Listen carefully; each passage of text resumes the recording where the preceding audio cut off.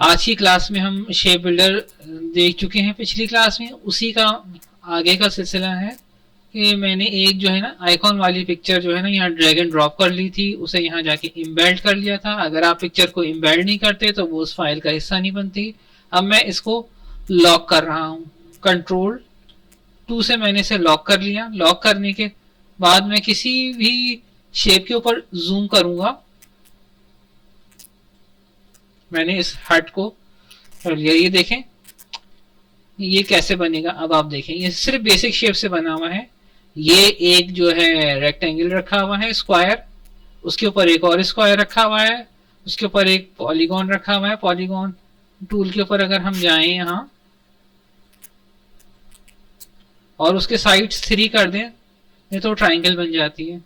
میں نے ایک ٹرائنگل بنا لیا، آئی پریس کیا، یہ والا کلر آ گیا میرے پاس. آئی سے آئی ڈراپر.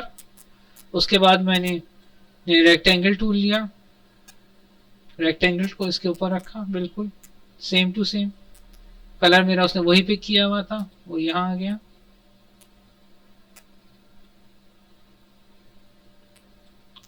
اوپر والی شیپ کو سلیکٹ کریں گے، شفٹ اور آلٹ پریس کر کے میں اسے بڑا کر دوں گا.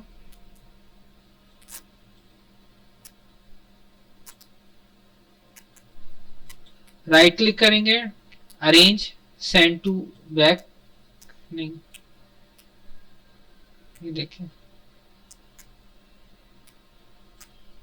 یہ اس کے پیچھے چلا گیا. میں نے کیا کیا، ایک اسی سائز کا اسکوائر اس کے اوپر ڈرا کر دیا اور اس کے برابر ملا کے یہاں رکھ دیا. آئی ڈراپر سے میں نے اس کا کلر کر دیا. یہ دیکھیں پہلا آئیکن آپ کا بن گیا صرف بیسک شیپ سے.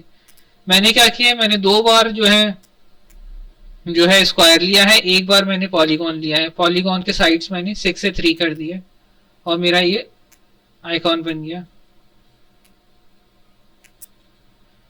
صحیح ہے. اب ان شیپس دونوں شیپس کو ہم سلیکٹ کریں گے شفٹ پریس کر کے اور شیپ بلڈر سے مرج کر لیں گے. یہ دیکھیں اب یہ اس کا حصہ ہے، آپ کہیں بھی موو کر سکتے ہیں. اس کے بعد میرے پاس یہ اگلا آئیکن آ گیا، یہ بھی بالکل سیم ٹو سیم ویسے ہی بن رہا ہے. میں نے ایک ریکٹینگل لیا، اسی کے سائز کا لے لیتے ہیں.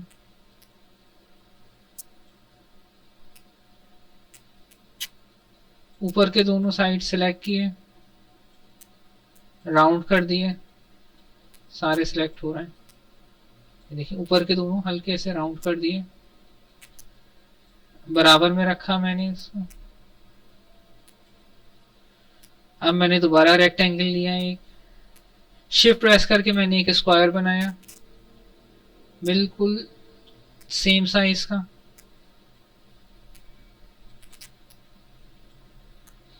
وائٹ کلر کر دیا اس کو لا کر میں نے یہاں رکھا. آلٹ پریس کر کے میں نے اس کی ایک ڈپلیکیٹ لے لی، ایک اور ڈپلیکیٹ لے لی. اب ان تینوں ڈپلیکیٹس کو میں نے شفٹ پریس کر کے سلیکٹ کیا، آلٹ پریس کر کے ایک نیچے ڈپلیکیٹ لے لی اور کنٹرول ڈی چلا کے میں نے لوپ لے لیا. اور پھر میں نے ایک اور اسکوائر بنایا اور اس کا دروازہ بنا دیا شفٹ پریس کر کے. دیکھیں آپ کا ایک اور آئیکن تیار ہو گیا.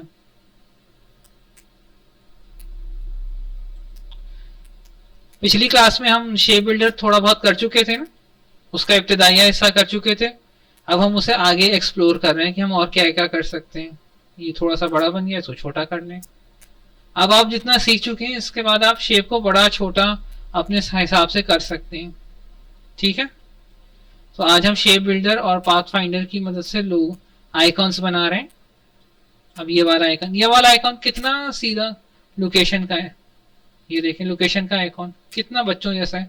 آج سے پہلے آپ کو یہ پہاڑ لگتا ہوگا لیکن اب نہیں لگے گا. میں کیا کر رہا ہوں، میں شفٹ پریس کر کے ایک سرکل بنا رہا ہوں.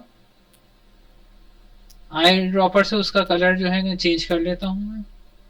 یہ دیکھیں میں نے اس کا کلر سیم ٹو سیم کر لیا.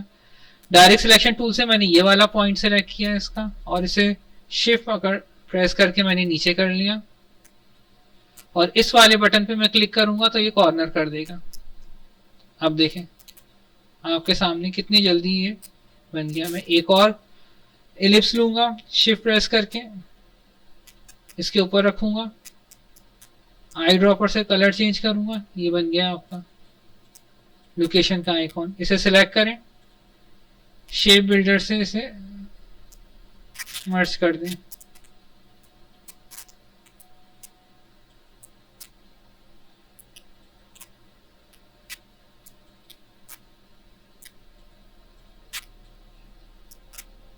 شیپ بلڈر لیں اور مائنس کر دیں. یہ دیکھیں یہ آپ کا لوکیشن کا آئیکن بن گیا. فون کا آئیکن بنانا ہے,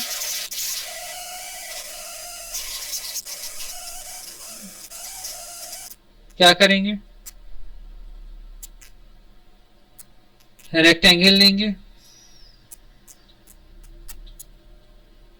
پوائنٹس اس کے سلیکٹ ہیں, ہلکا سا ہم اس کو راؤنڈڈ کر دیں گے. پھر نیچے جا کر ہم راؤنڈڈ ریکٹینگل لیں گے,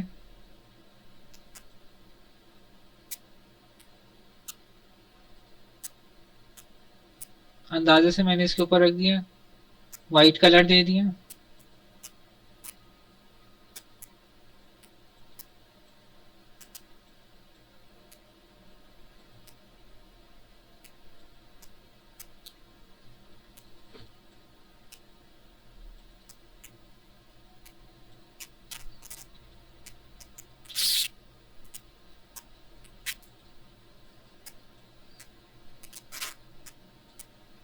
اب وہی والا کام کریں گے جو ہم نے اس پہ کیا تھا.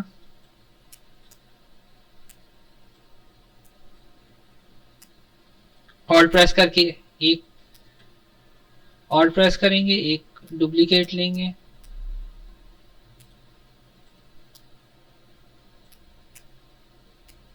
ایک اور ڈپلیکیٹ لیں گے,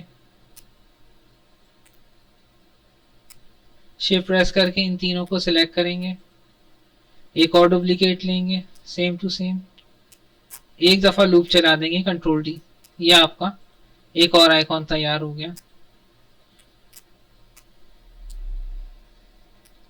چوڑا اور پتلا کرنا آپ کی مرضی ہے. یہ تھوڑا سا پتلا بنا ہوا تھا, میں نے تھوڑا چوڑا کر دیا. اگر آپ کو پتلا کرنا ہے تو آپ آلٹ پریس کر کے اسے کر سکتے ہیں.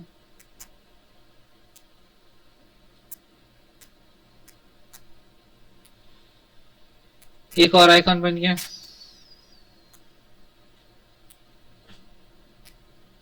یہ والا آئیکن آپ پین سے بنا لیجئے سمپل.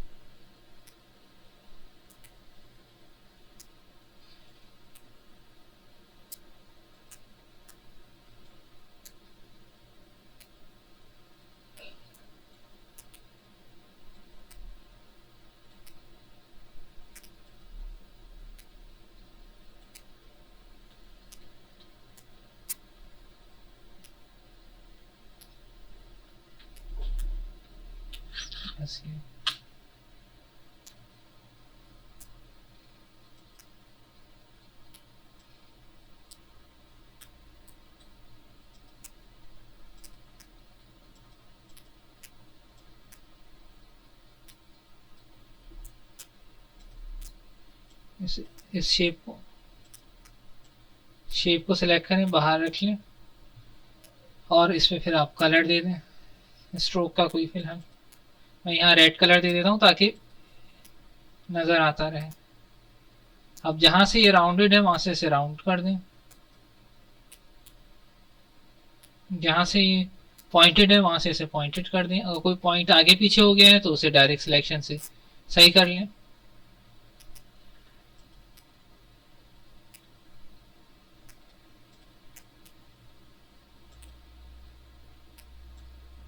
یہ دیکھ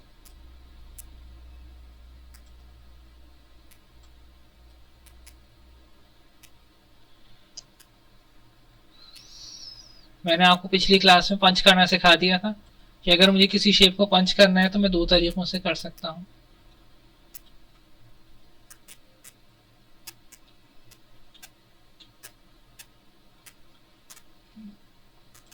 میں نے ایک وائٹ کلر کا سرکل لیا, اس کی اسٹروک میں ایک ویلیو ڈال دی. اب اس ویلیو کو میں بڑھا دوں گا, دیکھیں ایک اور آئیکن آپ کا بن گیا.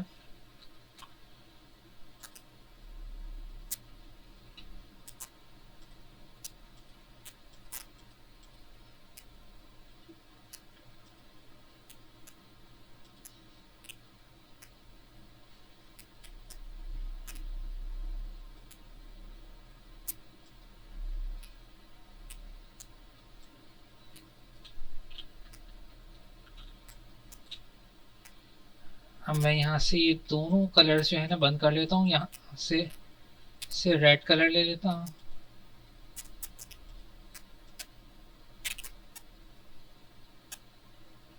اب میں پین سے اس کا ہینڈل ڈرا کر رہا ہوں.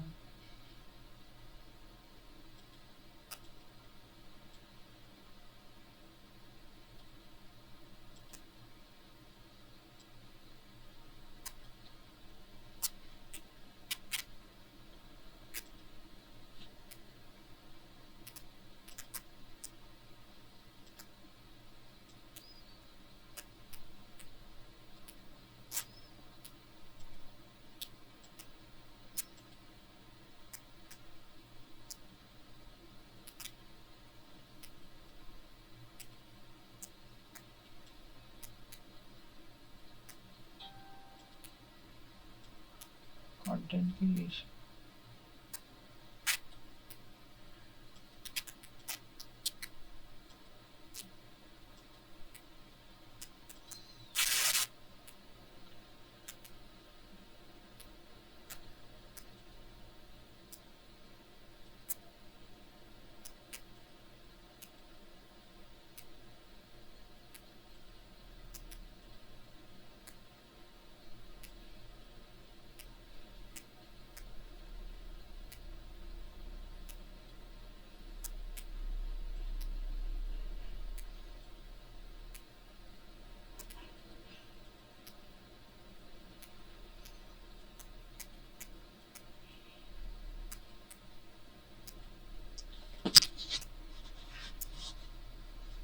شیپ میں کہیں فرق آ رہا ہے تو آپ شیپ کو ایڈٹ کر سکتے ہیں. یہ دیکھیں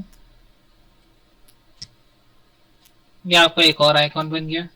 اب آپ نے دیکھ لیا کہ shape builder, pain tool, selection tool, direct selection tool سے ملا کر اب ہم چھوٹے چھوٹے کام کرنے کے عادی ہو گئے ہیں.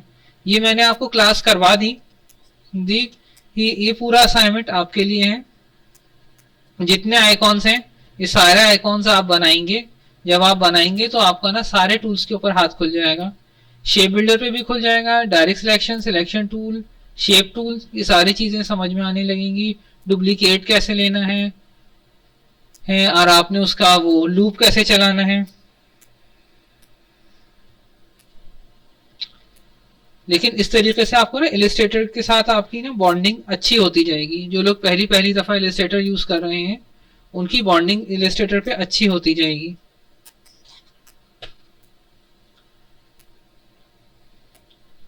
گرافک ڈیزائننگ میں جیت اسی کی ہوتی ہے جس نے لیکچر لیا, لیکچر لینے کے بعد پریکٹس کی اور مسلسل وہ پریکٹس کرتا رہا. جس نے لیکچر لیا اور پریکٹس نہیں کی, لنچ پہ چلا گیا, وقت ضائع کر دیا, وہ کبھی جو ہے نا سیریسلی نہیں سیکھ سکتا. چیزیں اس کے سامنے ہوتی ہیں لیکن اس کو نہیں آ رہی ہوتی کیونکہ اس نے دھیان سے سنا ہی نہیں ہوتا. تو اگلے لیکچر تک کے لیے مجھے اجازت دیجیے. فی امان اللہ. یہ بتاتا چلوں کہ یہ جو تھا شیپ بلڈر کا دوسرا لیکچر تھا. پہلے لیکچر میں شیپ بلڈر کا بیسک استعمال بتا چکا ہوں, پاتھ فائنڈر کا استعمال بھی بتا چکا ہوں.